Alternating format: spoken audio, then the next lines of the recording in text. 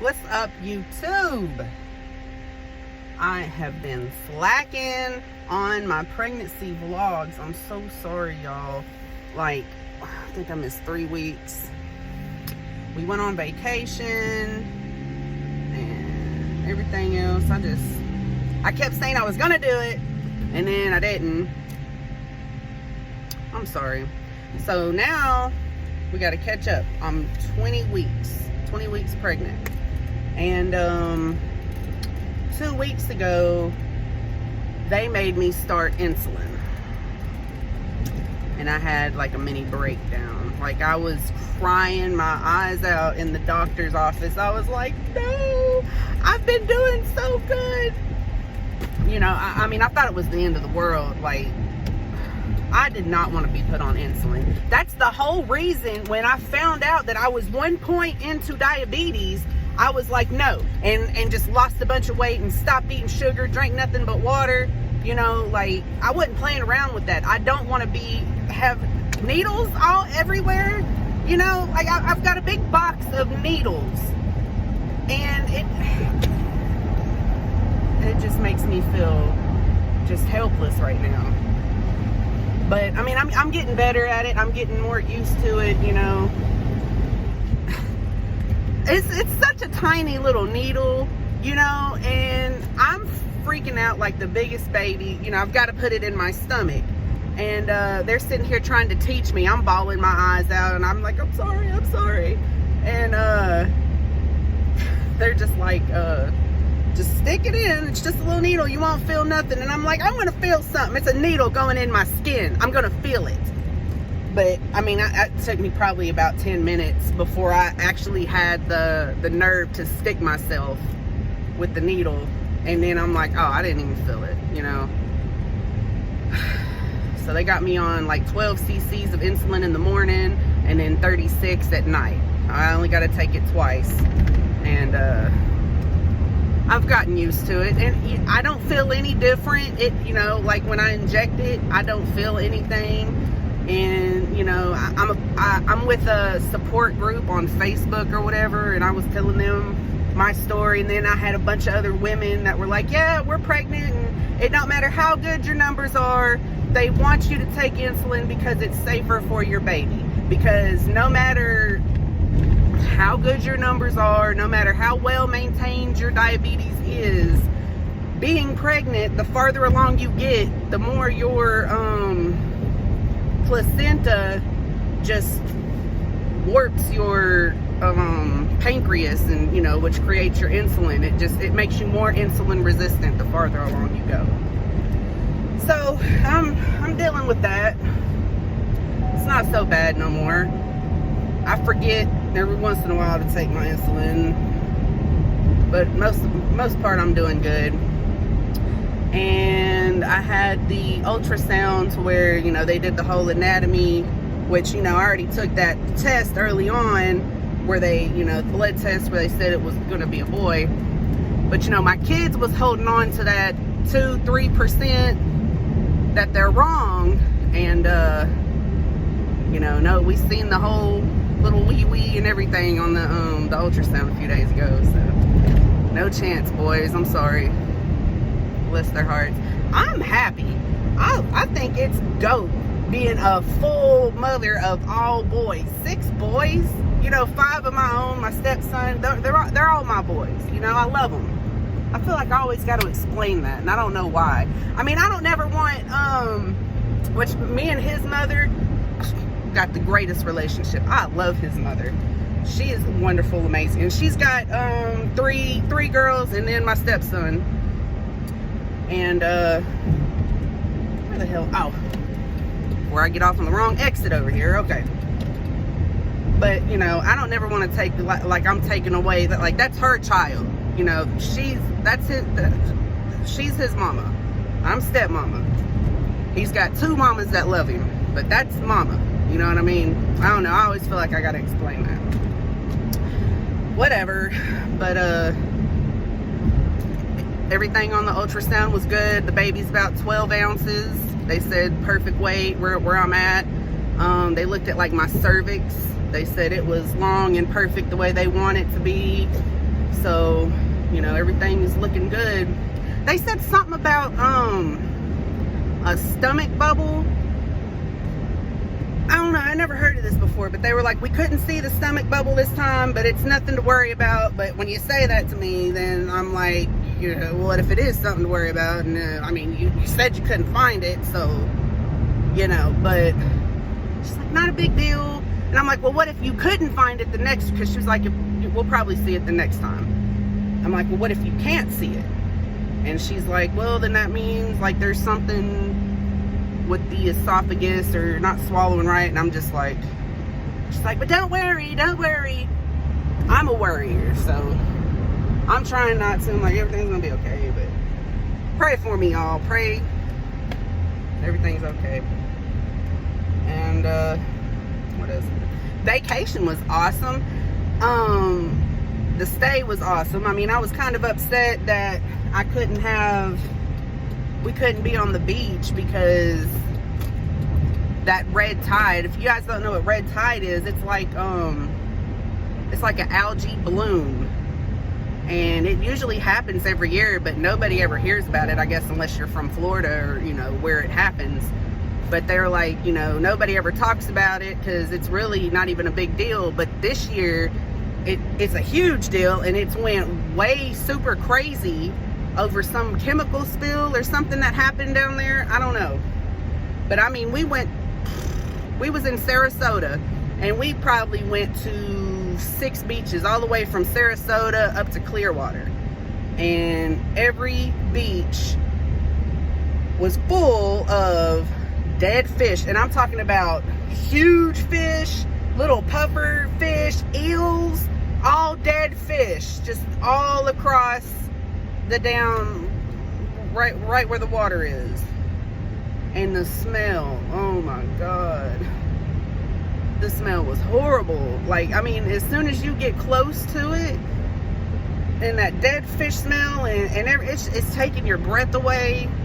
The water's all like brown and muggy. It's horrible. Really upset me, because I mean, that's what I love about Florida. Hell, I'd have went vacation anywhere else if I was gonna have to run it, but still, I had to go pick up my 13-year-old because he spent the whole summer in Clearwater in Tampa. So I had to pick him up. We had to have, like, you know, a vacation somewhere around there to where we could pick him up. But just make everything easier. He had a great time. Clearwater wasn't as bad.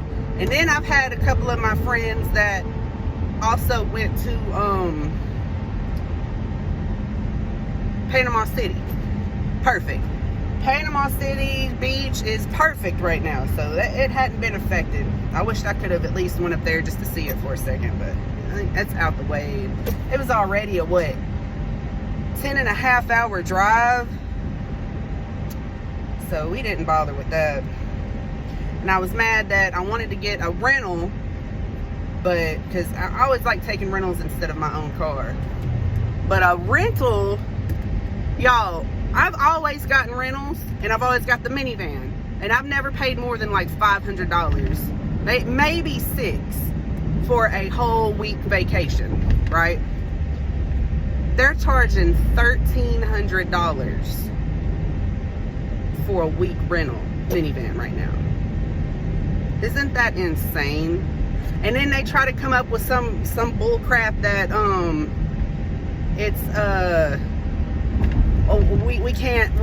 we're having a shortage of the chips that they have to put into rental cars or something, like some BS like that. No, tell the truth. Y'all are mad that for the past 2 years nobody's really been traveling, and now that the pandemic is kind of, you know, more people are out traveling and stuff like that, y'all want to upcharge everybody double. You know, that's fucking bullshit. Sorry, excuse my language, but that really just made me mad. Anyways, drove my car, everything was fine. But, you know, I'd worry, and I was like, what if something happens while we're driving down here? So I was building up so much anxiety the whole ride to Florida that night, after we got there, you know, our first night went to sleep, I woke up at the middle of my sleep in like a full-blown panic attack. Like it was, my arms were numb, my damn chest was beating loud, and you know, I was short of breath, everything. It was insane, but everything was all right. And I checked my blood sugar just to make sure that wasn't something wrong with my blood sugar. My blood sugar was fine. It's just my anxiety. When I build up so much, and I've not had it in a long time, because I've really, you know, just kept myself calm, but I just overdid it. Anytime I overdo it, it's got to come out at some point. And the only time my body lets it release, I guess, is while I'm sleeping. I don't know, it's the craziest thing. Because it's not like I had them driving, or if I go to like a place where there's a lot of people and I'm having panic attacks out in the open. No, it's always when I go to sleep. Always. But yeah, we had a whole week vacation. My mother and my niece also came with us, which was great, because you know, me and my mom haven't really we've had a rocky relationship the past couple years, you know, so it was really good for us to have this. And I was worried. I was like, man, I don't know if we're gonna get along. It was great, and she got to spend all that time with all of her grandkids, you know, because she has custody of my niece, and that's a whole nother story. But my niece is autistic, and you know, if my mother didn't take control, or you know, take custody of her, she would have ended up DCS custody. And I mean, she's autistic to where, God, these roads, see, to Knoxville, y'all, Knoxville roads is ridiculous. Just, but she's like, she's gonna be 10 this year, and she's like really smart, where she can read great, draw, stuff like that. Like, she's amazing. She's an amazing drawer. She loves Pokemon, but she can't really have a full conversation with you. Like, she can tell you what she wants, and if you say something to her, she'll just like parrot it back to you. She won't really have like a full conversation with you. You know what I mean? She's kind of stuck in like a toddler mentality, because like she'll dart out into traffic. Like, she has no sense of fear. She'll dart out in traffic. She'll run out in the middle of the street. She'll get into other people's cars. I mean, you've got to watch her 24/7. She'll run into the neighbors' houses 24/7. You got to watch her. So I mean, it's stressful. And I mean, my mom, God bless her for taking control of, you know, taking custody. I keep saying control. Taking custody of my niece, and it was fun. And we all got to just bond and spend time together. It was really good. And what else happened? And we made it home safe. Everything's been good. Everything's been great.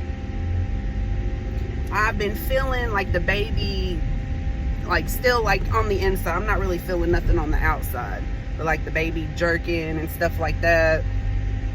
And so yeah, baby moving. It says the baby's the size of a sweet potato is what I think my little app said. 12 ounces. But yeah, I'm happy and healthy. Baby's healthy. Family's great. My boys start school Monday this week. So that's all great. And yeah, I don't know what else to really say. Comment down below anything you guys want me to talk about. Any little topics or any questions you have for me. You know the deal. Like, comment, and subscribe. I think our new channel is up to like 158. I think I've seen 158 subscribers, which is great. You know, like our first channel, the Hip Hop TV, I'm supposed to say Love and Hip Hop. Hip Hop TV, that took like 2 years to get, you know, where we are. I mean, it took like a good 2 years just to get monetized and everything else, which is like 1,000 subscribers and this and that. And this, you know, hell, we're coming up on 200 pretty quick, and it's only been like a little over a month that this channel has been here, so that's great. Oh, one more thing, I almost forgot.